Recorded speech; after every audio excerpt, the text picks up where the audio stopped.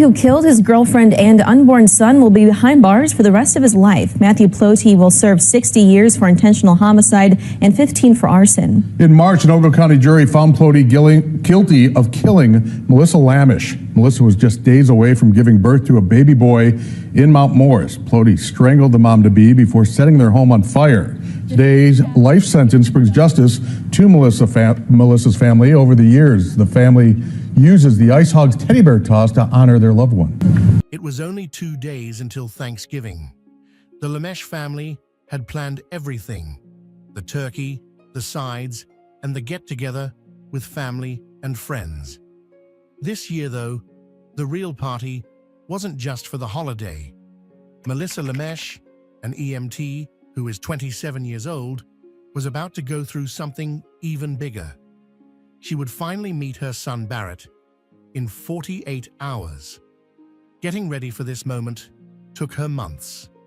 She set up the nursery, chose tiny clothes, and thought about what his face would look like when she held him for the first time.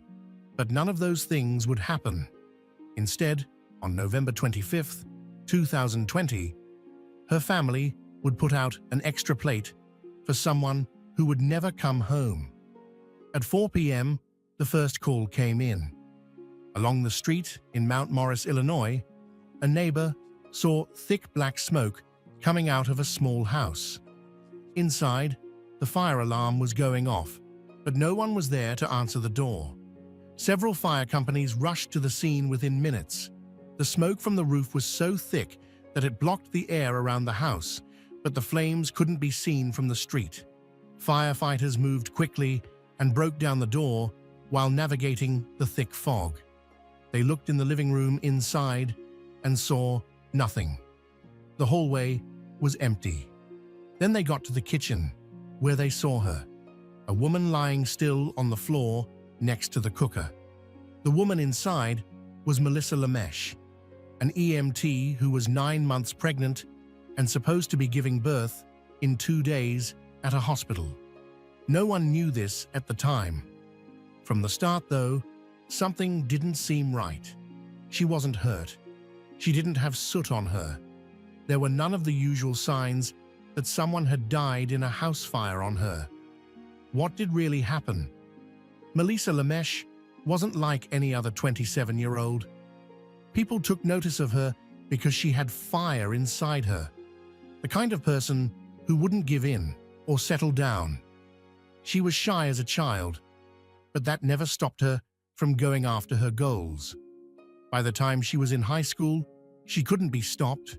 She was highly independent, set on making something of herself, and always ready to stand her ground. She went to a lot of different community schools while she tried to figure out what she wanted to do with her life. Then something made sense. She had a medical emergency one night and had to go to the emergency room. The way the paramedics handled her changed everything. She wished she were that person. She wanted people to be able to trust her when things were bad. That's how she became an EMT. Not just any EMT, but one who was good at her job. She was the type to take on the hard jobs, the late nights, and the calls that no one else wanted. By 2020, she had added one more word to her name: Mom. Melissa didn't think she would have to raise her kids by herself. Matthew Ploty, the father of her child, made it clear that he didn't want anything to do with the pregnancy. She didn't let that stop her, though. Bradley was the name she chose for her son, and she made sure everything was ready for him to come home. Her family also helped. Dina Lamesh, her mother, told her, "You don't need him. We're yours.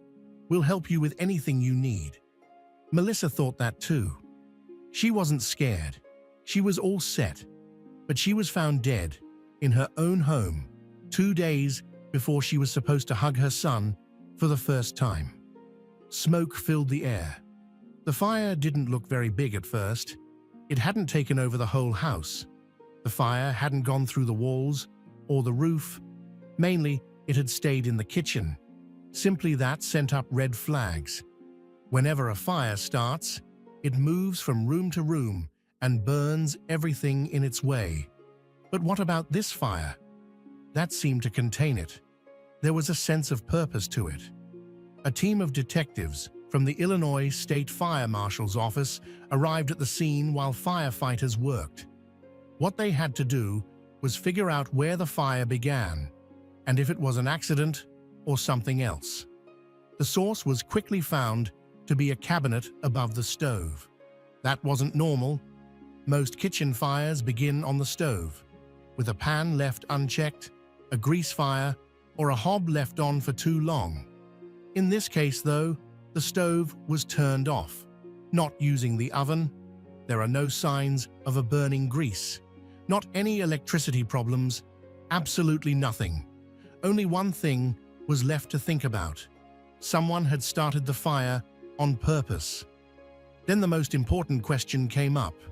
Melissa wasn't like everyone else. She received training as an EMT. She had been in dozens of emergencies, been inside buildings that were on fire, and saved other people from dangerous situations. But she never got out of her own house when it caught fire. There were 3 ways out of the room within 20 feet. A front door, a back door, and a window. There was no movement from her. She kept walking. She never attempted to leave. In other words, something happened to her before the fire broke out. Now the police had to figure out what. An awful phone call started Melissa's family's nightmare. Carol's brother Carl called.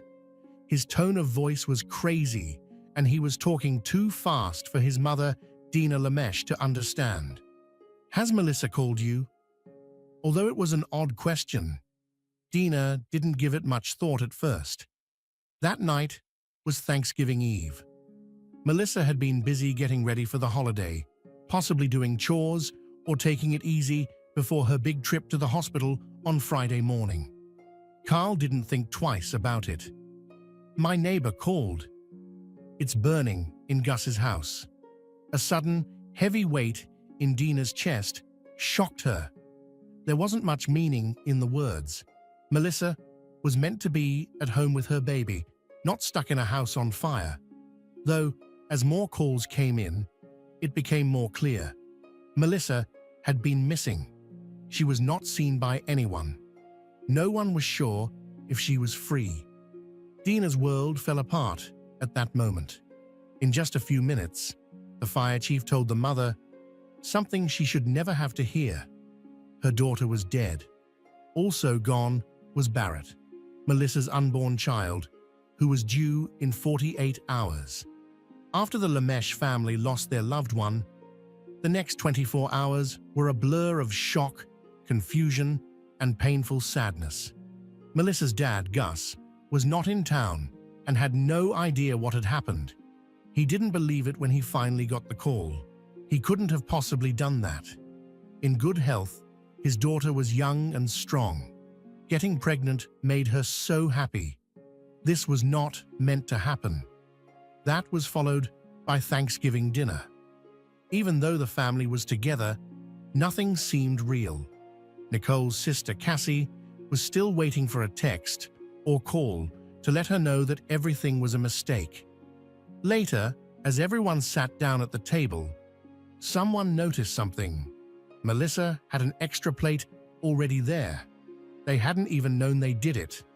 They had set up a spot for her, like she was still expected to walk in the door, sit down, laugh, and talk about how excited she was for Barrett to arrive, although she would never go through that door again.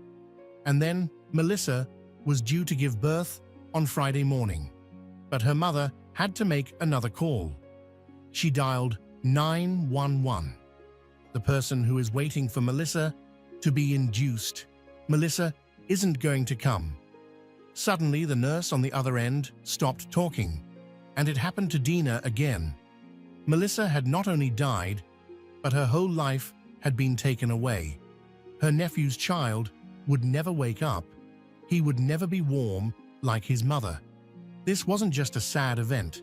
The act was illegal. Eventually, the medical report would show that it was true. People normally die in house fires either from getting burned or breathing in the smoke. But it didn't take long for the doctor to figure out that Melissa's death wasn't caused by a normal fire. Not at all. It wasn't a fire death. It was clean in Melissa's lungs, not any soot, no damage from smoke. There was no sign that she was breathing when the fire started. The amount of carbon monoxide in her body was fine. In other words, she hadn't died. Why did that happen? Then they found something else. There was another story in her body, one that didn't start with a fire. Around her eyes and neck, there were petechial hemorrhages, which are small blood vessels that had burst. The muscles in her throat are badly bruised. There are signs of a fight.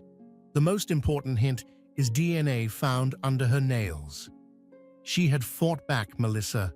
This wasn't a mistake. This was not a medical emergency.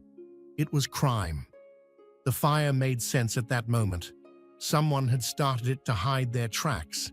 Someone killed Melissa first and then set the fire to get rid of the proof. The police now had one question. Who saw Melissa last while she was still alive? The police went right to Melissa's family. They needed to know every name, every word, and every detail. That's when they learnt something very scary. Melissa was on the phone when someone called her. Just hours before she died, she talked to her sister Cassie. She looked out the window and saw someone in the middle of their talk there. "Matthew's here again," Melissa told Cassie the last time she spoke to her. "Please tell him to stop." After that, the call was over. Cassie thought her sister would call her right back. She never did, though. The cops now knew their first name, which was Matthew Plote, a firefighter, as an EMT, a man who had learnt how to save lives. More importantly, though, he is the father of Melissa's future child, a man who had been lying about her pregnant for 9 months earlier, a man who told her to get rid of the baby and then avoided her when she didn't, a man who kept showing up without warning, even after Melissa told him to stop. He was the last person to see her living. The day before Thanksgiving, the police dug in. There were phone records, surveillance videos, and work plans that they got. They were scared by what they found. On the day of the fire, Plote had called in sick. He had no excuse. It looked like he didn't want to be tracked because he left his phone at home. When police asked him about it, he admitted that he had been at Melissa's house that day. He agreed that they did talk about the baby. He also said he left before the fire began. But was that really true? As more proof came in, it became clear that Melissa Lameche never had a chance to get out of that fire. She wasn't there when it began because she had already left. Matthew Plote had been alive for 33 years and had become very good at hiding things. At first glance, he looked like a normal firefighter or paramedic, someone who was trained to save lives, not take them.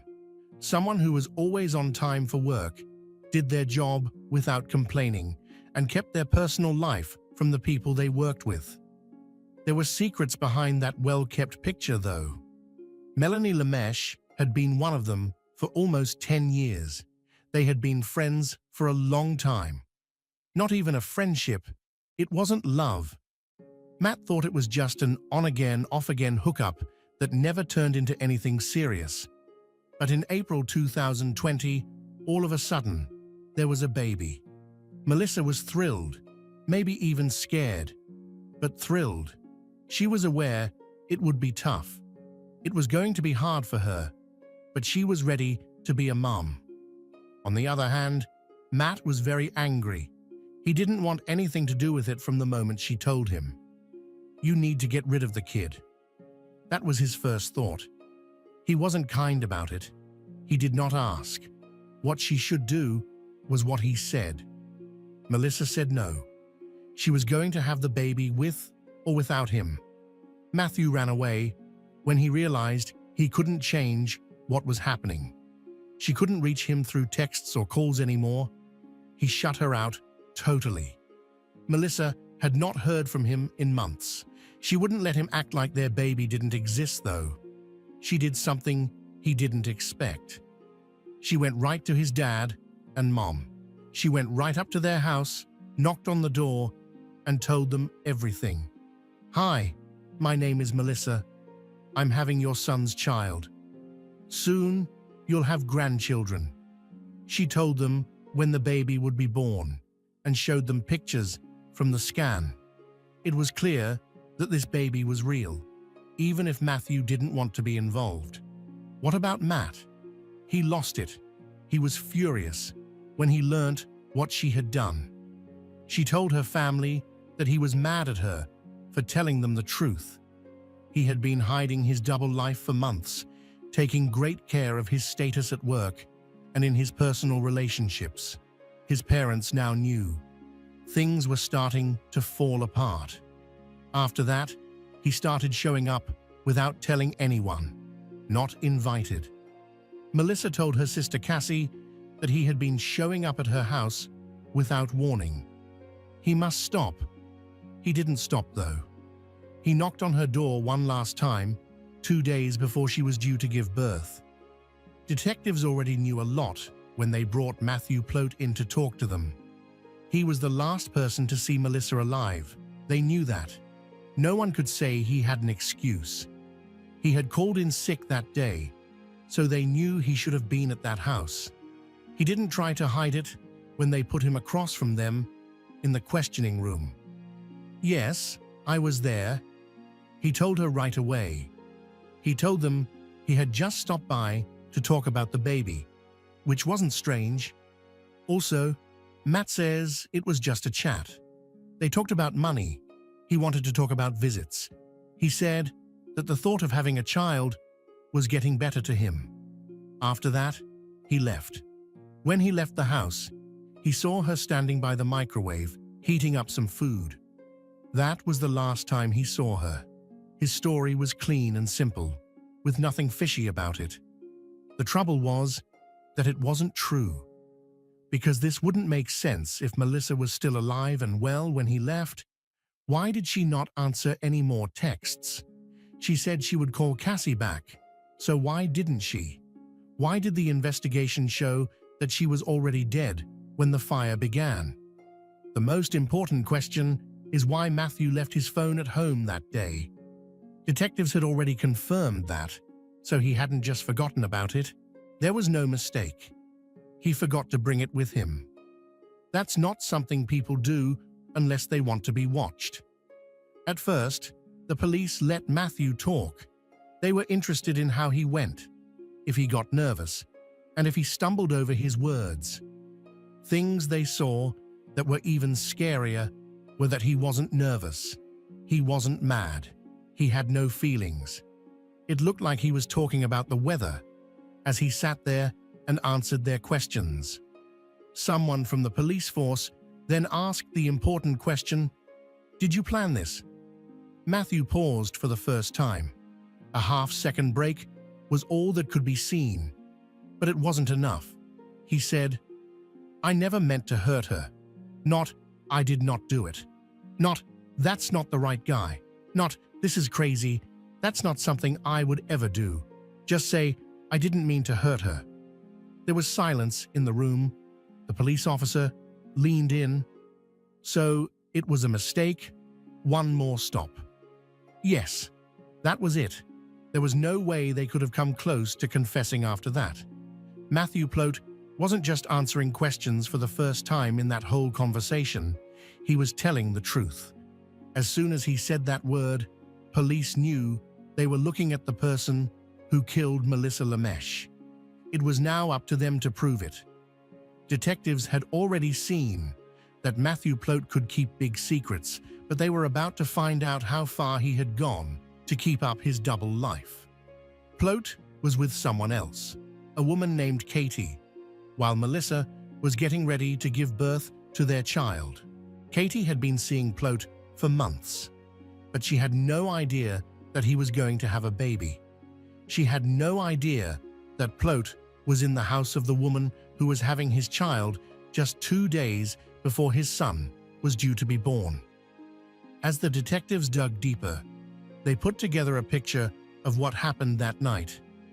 Plout had planned to break up with Katie not sometime in the future, but on the night of the murder itself. That little thing changed everything. It meant that he wasn't just getting rid of Melissa, he was starting over. He had ignored the pregnancy for months, trying to avoid taking blame and acting like it wasn't there. Melissa did something he couldn't stop though. And after telling her the truth, he couldn't just leave. What if instead of leaving, he chose to get rid of the whole problem? He wasn't being asked for anything by Melissa. She wasn't going to court. She wasn't asking for child support. And she wasn't making him become a dad. She only wanted Barrett to meet his family. That wasn't good enough for Plout though. He meant for Melissa to be killed. And if he planned it well, it would look like an accident. But that's not all. As soon as police knew Katie's name, they looked at his phone records. What they found made one thing very clear. Plout had been living 2 lives at once. She was killed so that it wouldn't fall apart. There was already a lot of forensic proof against him, but the police weren't done yet. They had to find more, and when they got a warrant to search Plout's house, they did. They found some odd things in his trash, like rubber gloves, a pink Bic lighter, and a Fitbit. They didn't seem like much on their own, but when put together, they made a bigger picture. Things get even worse for Plout now. The fiery accelerant used to start the fire worked perfectly with the pink Bic lighter he found in his trash. The rubber gloves showed that he was trying to hide his tracks. After that, there was the Fitbit. Fitbits don't just keep track of steps, they also keep track of moving, your heart rate, and the time. Now that detectives had a possible timestamp for when Plout was physically present, all they had to do was match it to the timeline of the fire. Every minute, it became clearer. Melissa wasn't the only person Plout killed. He also cleaned up after himself. He had this planned. The more the police looked into it, the worse it got. The police had a lot of forensic and circumstantial proof by this point, but they still wanted Plout's own words. That's when Chief Rob Schultz stepped in. Plout wasn't just a suspect. He worked as a firefighter too. He also had a boss at the Carroll Stream Fire District. This man had known him for years, trusted him with life and death choices, and thought he was someone who wanted to save people, not hurt them. So when officials came up to Chief Schultz and asked him to do something strange, he was shocked. He was told to wear a wire. These people asked him to talk to Plout one-on-one, as a firefighter to another. At first, Schultz wasn't sure. This is not what a fire chief was taught to do. Putting out fires was all he did. He didn't question people. He thought about Melissa after that. He thought about the child she was making. He also thought about how Plout had been walking around freely for almost a year. He agreed then. Everything was set up properly on the day of the surgery. Schultz called Plout and asked him to come in for a meeting. It wasn't anything important or suspicious, it was just a friendly chat. And Plout didn't know that the whole firehouse had been cleaned out when he got there.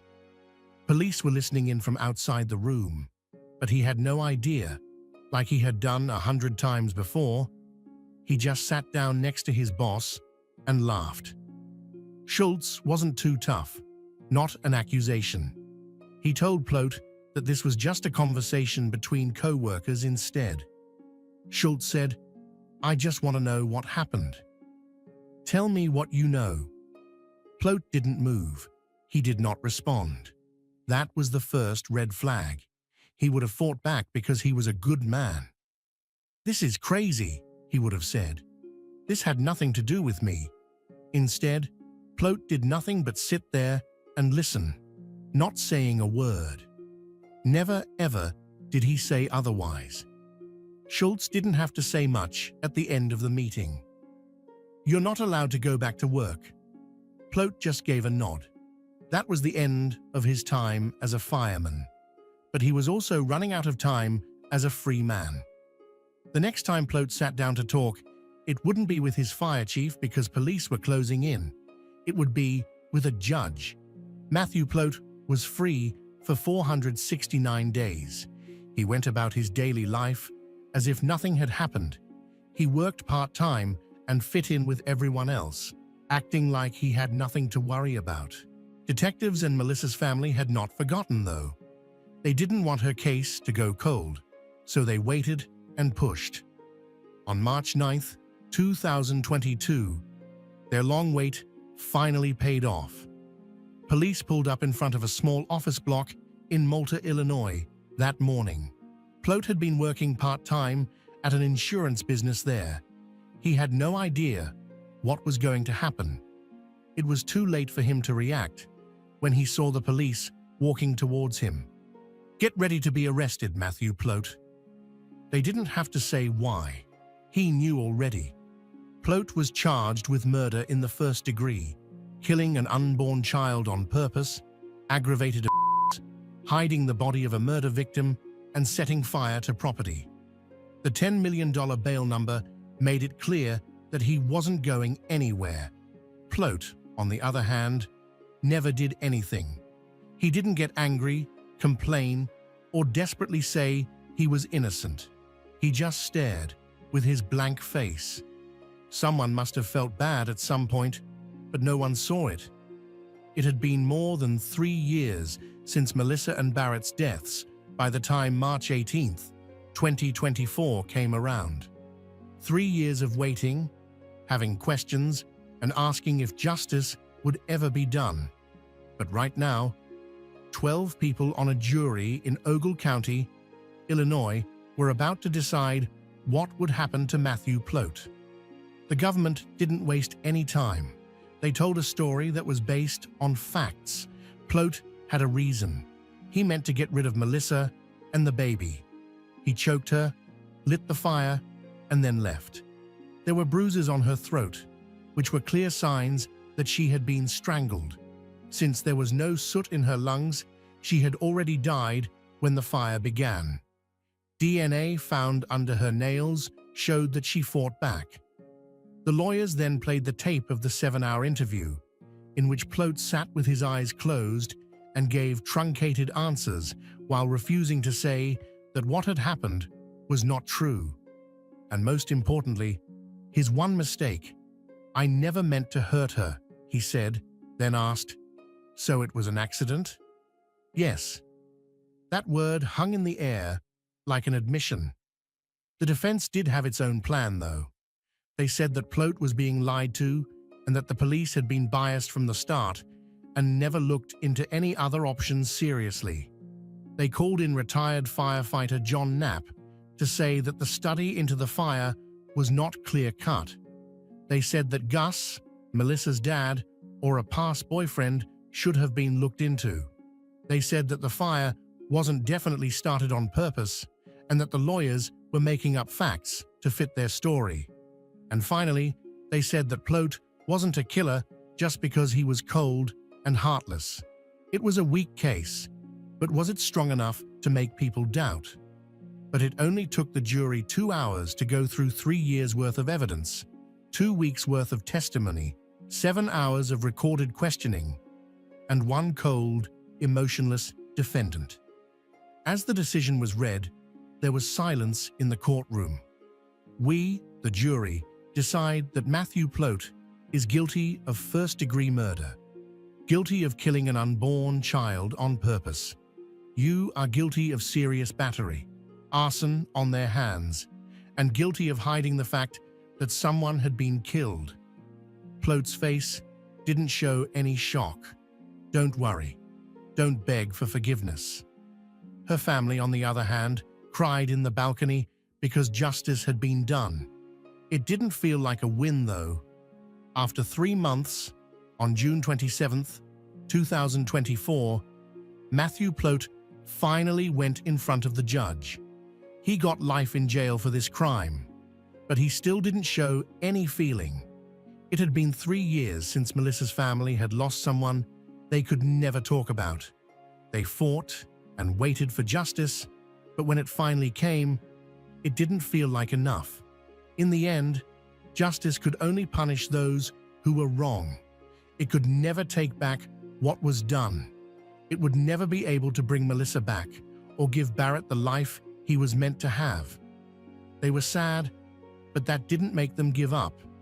They made it better. Instead of getting angry, they decided to remember Melissa and Barrett in a way that would last. Barrett's family started giving to local homes in his honor, which gave other mums who were having a hard time the help Melissa never got from Plote. All the baby stuff she bought for her son but never used was given to other mums who needed it.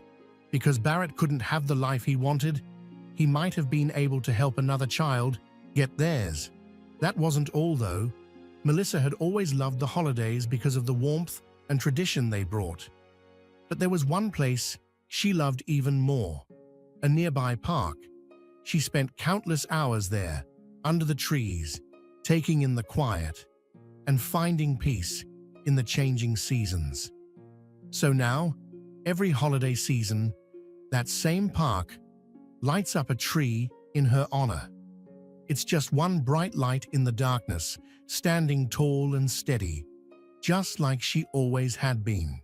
But even as her family built these shrines, there was still one question that no one could quite answer. What could have been done to stop this? Because there were signs when I looked back.